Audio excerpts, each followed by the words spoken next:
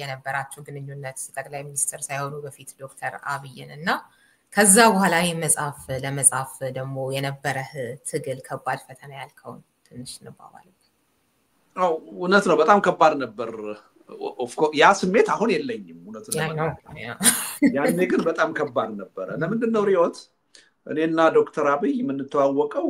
እሳቸው ወደ ጠቅላይ ሚኒስትርነት ከመምጣታቸው ሜቢ 7 ወይም 8 ዓመት በፊት ነው። ግን ያን ያህል ስልክ ተቀያይረናል። የተወሰነ ጊዜ ስልክ መደዋወላችንን አስታውሳለሁ። የመጀመሪያ የጻፉትን መጽሐፍ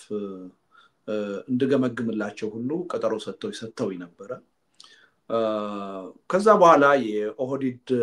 ሊቀመንበር ሆነው ሲመረጡ ጠቅላይ ሚኒስትር ሆነው ሲመረጡ ቴክስት አድርጌላቸዋለሁ። መልካም ምኞቴን ገልጬላቸዋለሁ። በሳቸው ዙሪያ ያለኝንም ስጋት ገልጬላቸዋለሁ። ይሄ እንግዲህ ምልሽ አንድ ነገር ነው። ከዛ በኋላ ደግሞ ስልጣን ከያዙ በኋላ ታስታውሽ ከሆነ እዚህ አገር መተው ሲመለሱ ወደ መስከረም አካባቢ መሰለኝ የመጡት። እኔ እዚህ ነበርኩ እና ጥቅምት ላይ ነው የተመለስኩት ወደ ኢትዮጵያ። እና ከዛ በኋላ ደውለው አገኙኝ ፈልገው እንዳጡኝና ኋላ ወደ አሜሪካ መሄዴን እንደሰሙ ነገሩኝ እና ቀጠሮ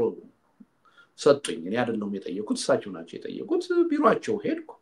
እኔ እንደውም ቢሮአቸው ሲሄድ ምልሽ ጠቅላይ ሚኒስትር ናቸው ጊዜ ላይ ኖራቸው ይችላል። ሜቢ 10 ደቂቃ 15 ደቂቃ ሊሆናል ሊኖረኝ የሚችለው። በዚህ ጊዜ ላነሳቸው የሚገቡ ጥያቄዎችን መስጠታቸውን አስተያየቶች ጽፌ ነው ሄድኩት። ምክንያቱም ሰዓትን ለመሻማት ብዬ ማለት ነው። ግን እሳቸው ምንም ጥድፊያ ውስጥም አልገቡም። ወደ 90 ደቂቃ ወይም 1 ሰዓት ተኩል ነው ቁጭ ብለው ያወሩኝ። እንግዲህ ቡና ጋብዘውኝ እንደ ጓደኛ ማለት ነው። ከዛ በኋላ ደግሞ ያስኳቸውን ጥያቄዎች ሁሉ ያው አንስቼ መጠየቅ ችያለሁ። የሰዓት እጥረትም አልነበረብኝም። እንግዲህ እንዲህ አይነት ግንኙነት ወደ 3 ጊዜ አድርገናል። እና ጠቅላይ ሚኒስትር ሆኖ በአገር ደረጃ አንድን ተቃዋሚ የሆነ ሰው በዚህ ደረጃ ጋብዞ ማነጋገር የሚጠበቅ ነገር ወይም የተለመደ ነገር አልነበረም። ስልክ ደውሎ በግል ስልክ አንድ ጠቅላይ ሚኒስትር ማውራት የምጠብቂው ነገር አልነበረም። ከባድ ነገር ነገር ግን ያው ቅድም እንዳልኩሽ በተለይ አሜሪካ ደርሰው ከተመለሱ በኋላ ያ መስቀል አደባባይ የመግደል ሙከራ ተደረገ ተብሎ ፈንጅ ፈነዳ ተብሎ ከዛ በኋላ የሰጡትን መግለጫ በተለይ ይሄ ጸጉረ ልውጥ ምናምን የሚለውን ነገር ከሰማሁ በኋላ ያው ነገሮቹ ወዴት አቅጣጫ እየሄዱ እንደሆኑ እየተረዳሁ መጥቼ ነበር። እና ግን የመጀመሪያው ግንኙነታችን 90 ደቂቃ አውርተን ስወጣ እውነቱን ለመናገር ፓርኪንግ ላይ መኪናዬ ውስጥ ገብቼ ወደ 30 ደቂቃ መኪናዬን መንዳት አልቻልኩም። እዛው መሪውን ተደግፌ በጣም ተክዤ ያዘንኩበት ሁኔታ ነው የነበረው። አገሬ በእንደዚህ አይነት ሰው እጅ ወደቀች ብዬ ከልቤ ነው ማመን ነው የከበደኝ። ምክንያቱም ይያቸው በገባሁት 5-6 ጥያቄዎች ዙሪያ ባደረግነው ውይይት የሰማኋቸው አስተያየቶች የተሰጡኝ መልሶች ለኔ በጣም አስደንጋጮች ነበሩ። ያው ምልሽ እኔ እንደሌሎቹ ሰዎች ይሄን ብለውኛል ምናምን ብዬ እስካሁን አውርቼ አላውቅም። አሁንም ማውራት ፍላጎት የለኝም። በግል ስለሆነ ያወራነው ያን መጠበቅ ፈልጋለሁ አሁንም ቢሆን እስከመቼ እንደሆነ ባላቅም እና በዝርዝር እስካሁን አልተናገርኩም። ግን የተነጋገርናቸው የሰጡኝ መልስ የሰጡኝ አስተያየት በዛ ጊዜ በቃ ቶታሊ ይሄ ሰውዬ ሀገራችንን ወደ አቅጣጫ ነው ይዟት የሚሄደው የሚለው ነገር ፍንትው ብሎ እንዲታየኝ የሚያደርግ ነበር። በአንድ በኩል ረግሜዋለሁ ዕለቱን ምን ነው ባልመጣ ወይም ይሄን ቀጠሮ ባይሰጡ ይኖርና እንደሌላው ሰው ዝም ብዬ የሆነ ነገር እየጠበቅኩ ብኖር ይሻላል ብዬም የተቆጨሁበት ሁኔታ አለ። በሌላ በኩል ደግሞ እንደ ፖለቲካ ሰው ጥሩ ነው የግድ ነው ይሄን ማወቅ ያልኩበት ሁኔታም አለ። እና ኦልሞስት 30 ደቂቃ መኪና መንዳት አልቻልኩም። ስሜቴ ተረብሾ አዝኜ ተክዤ መኪናዬ ውስጥ የተቀመጥኩበት ሁኔታ ነበር። እና ይሄን መጽሐፍ ለመጻፍ ስፈልግ እነዚህ ነገሮች አሉ ከእሳቸው ጋር ያየኋቸው። ያው ኋላ ላይ ለኔ ብቻ ሳይሆን ለሌሎች ሰዎችም ተመሳሳይ ነገር እንደሚያደርጉ ተረድቻለሁ። እና ምልሽ አንዳንዶቹን ስለኔ ያወሩኝን ነገሮች ባወራሽ ላወራ ስለማልፈልግ ነው እንጂ እንዴት የሰው ልጅ ለአንድ ሰው ይሄን ያህል ክብርና አክብሮት ይኖራል ወይ ብለሽ እንድታስብ ከዛው ደግሞ ተቃውሞ ውስጥ ያለ ማለት ነው። በነገርሽ ላይ የመጀመሪያ ስንተዋወቅም እዚህ ቀደም ስለገለጽኩት የመጀመሪያም ስንተዋወቅ እዛ ካፌ አግኝተውኝ ካሊስ ካፌ ስንተዋወቅ አድናቂህ ነኝ ብለው ነው የተዋወቁ። እኔ እዚህ ሀገር ሁለት ፖለቲከኛ አለ ብዬ ነው ማምነው አንዱ አቶ መለስ ዜናዊ ናቸው ሁለተኛው አንተ ነህ የሚል ነው እና በወቅቱ ለአቶ መለስ በጣም ከፍተኛ የሆነ አክብሮትና አድናቆት እንደነበራቸው ጠቅላይ ሚኒስትሩ እንግዲህ ነግረውኛል እኔ በሁለተኛ ደረጃ ያስቀመጡት እኔ እንግዲህ አቶ መለስ በህይወት ነበሩ ያለው ገና አላረፉም ነበርና በዚህ ደረጃ አድናቆቱን የገለጸልኝ ሰው አሁን ጠቅላይ ሚኒስትር ሆኖ ደግሞ ቢሮው ጋብዞ ራሱ ደውሎ ሻይ ቡና ጋብዞ በዛ ደረጃ ደጋግሞ የሚያወራኝ ሰው አብይ ካልዲስ ብለ ነበር ስማቸው እንዳይረሳ ያኔ ሴቭ ያደረከው ስልክና እንደው ግን ጠቅላይ ሚኒስትር ይሆናል ብዬ ልገምት አልችልም ሳይሆን የመጀመሪያ ቀኔ ነው እና የመጀመሪያ ቀኔ ነው ያኔ ያየሁትና ይሄ ሰው ጠቅላይ ሚኒስትር ይሆናል ብዬ አላስብም ወደፊትም ደግሞ ምልሽ ምንም እንትን ስላልነበረኝ እንደ ሁሉ ጊዜ ለሌላም ሰው እንደማደርገው ብዙ ኮድ ጽፋለሁ አሁንና አብይ ካልዲስ ብዬ ላለመርሳት ነው ምክንያቱም ሌሎች አብዮች 4-5 ስልኬ ላይ ካሉ ሊጠፋኝ ይችላል ለመደወል በፈልግ ወይም ሲደወል ለማንሳት ኮድ እንደዛ አደርጋለሁ ብዙ ጊዜ የሰዎች ስም ላይ አሁን ያንቺን ብታይ ዲሲ ሪዮት ከኒኮም ብዙ ሪዮት ከጀርባ ይኖራል እንደዛ አልፈጽፈውና ኤኒዌይ አብይ ካልዲስ ብዬ ነው ጻፍኩት እና በዛ ደረጃ አክብሮት ለኔ በግሌ ማለት ነው በግሌ ያሳየኝን ሰው ፍቅር ያሳየኝን ሰው በምን ያህል መጠን ነው የምተቸው የሚለው ነገር ለመወሰን በጣም ከባድ ነበር ግን ፖለቲከኛ ነኝ የሀገርና የህዝብ ጉዳይ ነው በዚህ ጉዳይ ይሉንታ ሊኖረኝ አይችልም የሚለው ነገር መጨረሻ ላይ ማሸነፍ ነበረበት ስለዚህ ልቤ ጭንቅላቴ ማሸነፍ ነበረበት በልቤ ርህራሄ ነበረኝ ይሄን ሰውዬ እንዴት ነው በዚህ ደረጃ የምተቸውና ማስቀየመው የሚል ነገር ነበረ ግን አይምሮዬ ደግሞ ያው አስልቶ ይሄ የሀገር ጉዳይ ነው የህዝብ ጉዳይ ነው ይሉንታ ያስፈልገው መባል ያለበት ነገር ሁሉ መባል አለበት የሚለውን ውሳኔ ወስጄ ነው መጽሐፉን የጻፍኩት ፈተናው ግን እውነቱን ለመናገር ቀላል አልነበረ ይገርማል በጣም አሁን ላይ ተሆኖ ሲታሰብ በተለይ እንዳልኩ አብይ ካልዲስ ከሚለው ጀምሮ የሆነው ነገር በአንተ ቦታ እየሆንኩኝ እያሰብኩት ነበርና ከዛ በኋላ ደግሞ የጻፍከው እንደ በነገሮች ላይ መጽሐፋቸውን እንደገመግምላቸው ሰጥተው ነበር አልኩሽ ከ4 አመት በፊት ነው እንደዚህ ይሄን መጽሐፍ ስትጽፍ ያልከው እና ኢቭን እውነቱን ለመናገር መጽሐፉን አንብቤ ጨርሼ እንኳን አልደወልኩላቸው ለምንድን ነው ግን ብዙም ትርጉም አልሰጠኝም እና አንድ የገረመኝ ነገር ኢህአዴግ ውስጥ ሆኖ እንደዚህ አይነት ነገር የሚያስብ ሰው አለ እንዴ ብዬ በአንዳንድ ነገሮች ተገርሚያለሁ አንዳንዶቹ በኢህአዴግ ማይንድ ሴት ውስጥ ሊነሱ የማይችሉ ሐሳቦች የሚገርም ነገር አላቸው ጠቅላይ ሚኒስትሩ ኢህአዴግ ውስጥ ያለ ሰው እንዴት እንደዚህ ሊያስብ ይችላል በአንድ በኩል ከማሰብም አልፎ ደግሞ በድፍረት አሁን እነዚህ ነገሮች መጽሐፍስ ምን ማለት ነው በእርግጥ በብዕር ስም ነው የተጻፈው በስማቸው አይደለም ብዬ ገርሞኛል ማለት ነው ግን ያው በብዕር ስም ስለሆነ ምናልባት አይታወቅም ብለው ሊሆን ይችላል ምናምን ብዬ አሰብኩ ግን እውነቱን ለመናገር የኔን ግምገማ በዛ ጉዳይ ላይ ጊዜ ወስጄ ግምገማ ለመስጠት መጽሐፉ ወርዝ ያደርጋል ብዬ ራሱ አላመንኩም እና አልሰጠኋቸው አልደወልኩም እውነቱን ለመናገር የሚገርም ነው በተለይም ካለው እንግዲህ እንደዚህ አይነት የጠርናፊ ምናምን አይነት ስርዓትም አንፃር የሆነ ከሆዴድ ውስጥ የሆነ ሰው ወጥቶ እንደዚህ ምናምን የሚባለውም ነገር ሊገመት አይችልም እሳቸውም ጠቅላይ ሚኒስትር ይሆናሉ ተብሎም ሊገመትም አይችልም ነበርና በመተዋወቁበት ጊዜ ከዛ እንግዲህ ሲመረጡ ደግሞ የኦህዴድ መሪ ሆነው ወደ ከፍተኛው የስልጣን ማማ እየተቃረቡ መሆኑን በመገመት በእኔ በኩል ስለ ስኬታቸው በጎ ምኞቴን ስገልጽላቸው የነበረው ከዚያ ጊዜ ጀምሮ ነው ከዚያም የኢህአዴግ ሊቀመንበር ሆነው በተመረጡበት ዕለት ከምሽቱ 5:20 እና ከሌሊቱ 8:15 ላይ 2 የኤስኤምኤስ መልእክት ልኬላቸዋለሁ የመጀመሪያው መመረጣቸውን በሬዲዮ በሰማው በጥቂት ደቂቃዎች ውስጥ እንኳን ደስ አለ በማለት ደስታዬን የገለጽኩበት ሲሆን ሁለተኛው ደግሞ በወቅቱ እንቅልፍ አሳጥቶ አልጋዬ ላይ ሲያንከላውሰኝ ስለነበረውና ከሀገራችን የወደፊት ህልውና ጋር ስለተያያዘው ጭንቀቴ ዘርዘር አድርጌ ላኩላቸው መልእክት ነው ብለ ከጻፍከው ውስጥ የተወሰነውን ብቻ ነው የማነበው ወንድሜ ድፍረት አይሆንብኝና እዚህ ላይ አንድ ምክር በትህትና ለመስጠት ልሞክር የህዝብ ድጋፍ የማይለወጥ ነው ብለ እንዳትተማመን የህዝብ አመለካከትም ብዙ ተጽዕኖ የሚፈጥርብህ መሪ እንዳትሆን ለሀገሪቷ ይጠቅማል ብለ ያመንክበትን እንጂ ህዝብን ያስደስታል ብለ አቋም ከመያዝ ተቆጠብ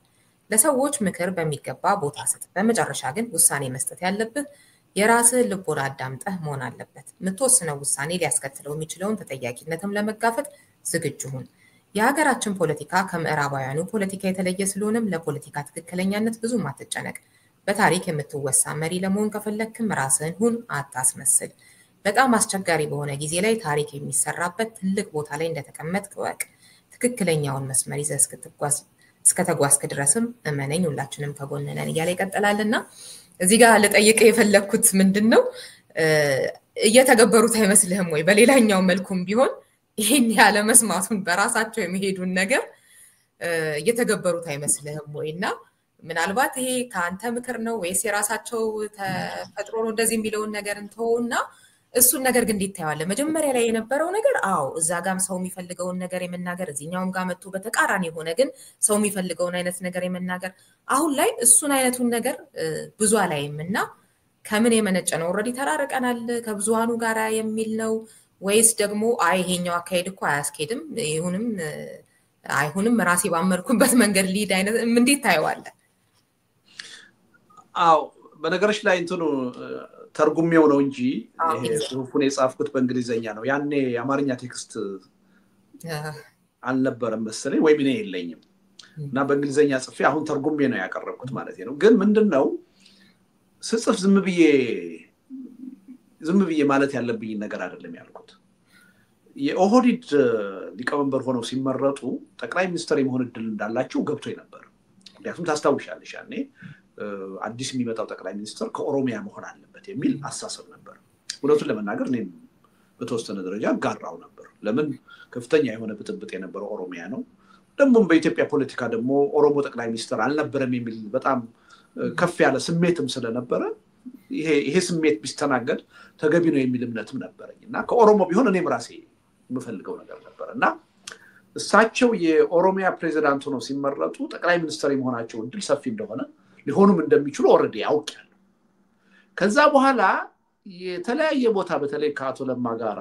ባህር ዳር ሄደው አዳማ የተለያዩ ቦታዎች ላይ ያደረጓቸው ንግግሮች ወደ ኋላ እየተመለስኩ ባዳመጥ ጀመርኩ ብዙዎቹ ንግግሮች አዳመጥኩ ያደረጓቸው ንግግሮች እና ከነዛ ንግግሮች ተነስቼ ነው ይሄን ቴክስት የጻፍኩት ሰውየው ምን ያህል ፖፑሊስት እንደሆኑ ወደድ ባይ እንደሆኑ ሰዎች ማዳመጥ የሚፈልጉትን ነገር የሚናገሩ ሰው እንደሆኑ በነዛ ንግግሮቻቸው ላይ በደንብ መገንዘብ ችያለሁ አሁን ለምሳሌ አቶ ለማና ዶክተር አብይ ባህር ዳር ሄደው ኢትዮጵያዊነት ሱስ ነው ሲሉ ለኔ ናቹራል የሆነ ንግግር አልነበረም ማስመሰል ነበር ገብተሻል ምክንያቱም በኦህዲድ ውስጥ በኢሃዴግ ውስጥ ካድሬ ሆኖ ተኮትኩቶ ያደገ ሰው ኢትዮጵያዊነት ሱስ ነው ለኔ ቢላይ በቀላሉ ልቀበለው የምችለው ነገር አይደለም እንኳንስ ለነሱ ለኔ ለራሴ ኢትዮጵያ ስን ለኖርኩት ሰው ሱስ አይደለም ኢትዮጵያዊነት አንድ የፖለቲካ መገለጫ ነው እና ልተቸው የምችል ልደግፈውም ልቃወመውም የምችል ይዘት አለው በውስጡ እና ሱስ አይደለም ላመልከውም አልችልም እና ያን ቴክስት የጻፍኩት ዝም ብዬ አይደለም ወደ ኋላ ተመልሼ ያደረጓቸው ንግግሮች ሁሉ አዳመጥኩ ምክንያቱም ይሄ ሰውዬ ጠቅላይ ሚኒስትር ሊሆኑ ነው ማን ነው ይሄ ሰው የሚለውን ከዛ በፊት ይሆናሉ ብዬ ስለማልገምት ትኩረት ሰጥቼ ምንም ያደረኩት ክትትል የለኝም በስልክም ስናወራ ምንም ስንል ያን ያህል ትኩረት የምሰጠው ነገር አለ መጽሐፉንም ሳነብ እውነቱን ለመናገር ጠቅላይ ሚኒስትር ይሆናሉ ብዬ ግምት ውስጥ አስገብቼ አላነበብኩትም እንደዛ እንደሚሆኑ ባውቁ ኖሮ በበለጠ ትኩረት ላደርገው ይችል ነበር ግን ያው ምልሽ እኔ መጽሐፍ በመተቸት ብዙ ጊዜ ይታወቃለሁ ብዙ ሰዎችም እድሉን ይሰጡኛልና እንዳይሰጡኝ ነው የምፈልገው ብዙ ጊዜ ከሰጡኝና መገምገም አለብኝ between lines ነው ማየው በጣም አንዳንድ ሰዎች አመት ሁለት አመት መጽሐፋቸውን ያሸጋገሩ ሰዎች አሉ እኔ ትችት ሰጥቻቸው ማለት ነው በዛ ደረጃ ትንሽ ችግሮችን ነቅሼ ማውጣት እችላለሁ ብዬ ነው የማስበውና እንደዛም ላደርግ ይችል ነበር ግን ምንም አለ አይደለ በዛ ደረጃ ይሆናሉ የሚል ግምት ስላልነበረኝ ወደዛም አልሄድኩም እና ምንድነው ዞሮ ለማለት የፈለኩት ያን ጽሁፍ ስጽፍ ኦሬዲ ይሄ ሰውዬ እዛ አይነት አመለካከት እና ባህሪ ያላቸው መሆኑን ስለተገነዘብኩ ነው ምልልሽ ነው ወደፊት ሊመጣ ይችላል ብዬ ስለሰጋው ብቻ አይደለም ማለት እና አሁን የሚያደርጉት ነገር ያኔ ለዛ ነው እኔ ምልሽ ምክንያቱም ያን ከዛ ጠቅላይ ሚኒስትር ከሆኑ በኋላ ላላገኛቸው ይችላል ብዬ ገምቻለሁ ስልካቸውም ላይ ሰራ ይችላል ምክንያቱም የግል ስልክ ነው ያኔ ነበራቸው ጠቅላይ ሚኒስትር ሲሆኑ ያን ስልክ ፕሮቶኮል እንደማይፈቅድላቸው አውቃለሁ መሻማቴ ነው እና ያ በጣም ስትሮንግ የሆነ በውስጤ የነበረ ሪዘርቬሽን ከነዛ ንግግሮቻቸው ተነስቼ ይሄ ሰውዬ ፖፑሊስት ናቸው አስመሳይ ናቸው ስለዚህ ይሄ ስልጣን ከያዙ ይሄ ትልቅ አደጋ ይሆናል የሚል እምነት ነበር ከዛ ተነስቼ ነው በድፍረት የጻፍኩት ያን ነገር ማለት ነው በነገርሽ ላይ ከዛ በፊት ቴክስት ሳድርግላቸው መልስ ይሰጡኛል ለምሳሌ የኦህዲድ ፕሬዝዳንት ሆነው ሲመረጡ ኮንግራቹሌሽንስ ጽፍላቸው አመሰግናለሁ ብለው ምን ያህል እንደምወድ ታውቃለህ ሆይ በጋራ ነው ምን ሰራው እቺን ሀገር ማናሳድገው ምናምን ብለው መልስ ሰጥተውኛል ይሄኛው መልስ ሰጥተውኛል እና አሁንም ቴክስቱ በጃለ ባይዘው ወይ ባጋጣሚ ሆነ አለ ስልክ ይወስዳል ኦኬ ይገርማል በጣም በርካታ ምክንያቶቻችን የሚመሳሰሉ ናቸው እኔም በሰዓቱ በዛን ወቅት ማነሳቸው አንደኛው ይሄ ነገር በቃ በጣም ሰውን እንደብድ ያደረጋቸው አይነት ንግግሮች በእኔ በኩል በጣም እንደውም ጥያቄ የሚፈጥሩብኝ ኦህዴድ ውስጥ ይሄን ያህል ጊዜ የቆዩ ሰዎች እንደው ድንገት ተነስተው እንደዚህ ሲሉ እንዴት ነው የሚታመነው የሚለው ነገር ምንም የማይገባኝ ነገር ነበርና እውነትም ኢትዮጵያዊነት እንደዚህ ውስጣቸው ዘልቆ የገባ ሰዎች ሆነው እንዳልከው ከና አባባሉ ጭምር ተመሳሳይ ነገር ነበር ያልኩት የሚገርመው እኔ እንኳን በዚህ ደረጃ ኢትዮጵያዊነት ለረጅም ጊዜ በቃ እየተሸረሸረ ነው ምናምን ብዬ እንደው ለማዳን የምችለውን ሁሉ ስታገል የነበርኩ ሰው እንዲህ አልገልጸውም እና እነዚህ ሰዎች እንደዚህ ሆኖ ከሆነ ቢያንስ አደገኛ ናቸው ማለት ነው እንደው በቃ እውነታቸውን ነው ብንል እንኳን በነገርሽ ላይ ሐሳብ ወስሽኝ አሁን መጽሐፉም ላይ እርግጠኛ ነኝ ጽፌዋለሁ ሁለተኛው በጣም ብዙ ሰው አይዶን ነው ባህር ዳር ሄደው ከተናገሯቸው ንግግሮች ውስጥ አንዱ ደግሞ ኢትዮጵያ ዋናው መሰረታዊ የፖለቲካ ችግር የመደብ ችግር ነው እንጂ የብሔር ችግር አይደለም ብለው ተናገሩ ይሄ እንግዲህ ቶታሊ የኢህአዴግን አመለካከት ሽፍት የሚያደርግ እና ለኔ it was not that much persuasive ገብተሻል አሳማኝ አይደለም ጉዳይ እና ምን ማለታቸው ነው አልኩኝ ይሄ እኮ በቃ ቶታሊ ከኢህአዴግ ተጻራሪ ነው ይሄ ሁለት የዘረዘርካቸው አሉ በደንብ ንግግሮቹን በዛው ነው አሁን እርግጠኛ ነኝ ያለ መጽሐፍ ውስጥ እና አንዱ ደግሞ በጣም አስልተው ይሄ በተለይ የአንድነት ኃይል የሚባለው ኢህአዴግን የሚቃወመው ኃይል እንዴት ነው የልብ ትርታውን ምንነካውና ስሜቱን ምንነካው እና ድጋፉን ምናገኘው የሚል ካልኩሌሽን ውስጥ እንደሆኑ አንዱ ደግሞ የገለጸልኝ ንግግራቸው ይሄ ነበር ከኢትዮጵያዊነት ሱስ ነው ከሚለው ቀጥሎ የኢትዮጵያ መሰረታዊ ፖለቲካ ችግር የብሔር ችግር አይደለም መደባዊ ችግር ነው የሚለው ነገር በጣም 180 ዲግሪ ሽፍት ያደረገ ነው ከኢህአዴግ አመለካከት እና ዋታን ቀላል አልነበረምና ያንም አመኘ ለመቀበል በጣም ቸገረኝና ነበሩ በደንብ አስተውሎ ለሚከታተል ሰዎች ምን ያህል ካልኩሌት አድርገው ህሊናችንን ልቦናችንን ለመቆጣጠር እየተንቀሳቀሱ እንደሆኑ የሚያሳዩ በደንብ ተጨባጭ ምልክቶች ነበሩ ለማለት ነው እዛ ውስጥ የወቅቱን ንግግሮች በጣም ተቀባይነት እንዲያገኙ ያደረጓቸውን ዘርዝረሃልና በአንተ በኩል ግን በጥርጣሬ እንድታያቸው ያደረጉና እኔ ከዛው ከንግግራቸው ተቀባይነት ካስገኘው ንግግራቸው ውስጥ ነበር የኔም ጥያቄ መነጭ የነበረውና በጣም ይገርሞኛል አንደኛው ነገር እንዴት የሚለው ነገር ሁለተኛ እንደው አንድ ሰው ኦኬ እንደዚህ ሆኖ ከዛ ግን እንደሚባለው አይነት ይሄዋ ምናምን ሳይሆን አደገኛ ሰው ነው ሊሆን የሚችለው በዛ መጠን ያንን ሁሉ አመታት ፍላጎቱን እምነቱን ምናምን ደብቆ ትልቁ የስልጣን እርከን መውጣት እንደው እምነቱ እንኳን ሊሆን ይችላል ብለን እንኳን ብንወስድ ማለት ነው ሌላው ነገር እንዴት በቡድን ይሆን ሰው ይለወጣል በጣም የማይገባኝ የነበረው ነገር ያኔ ኦኬ ዶክተር አብይ እንደዛ እንበል እንደው በቃ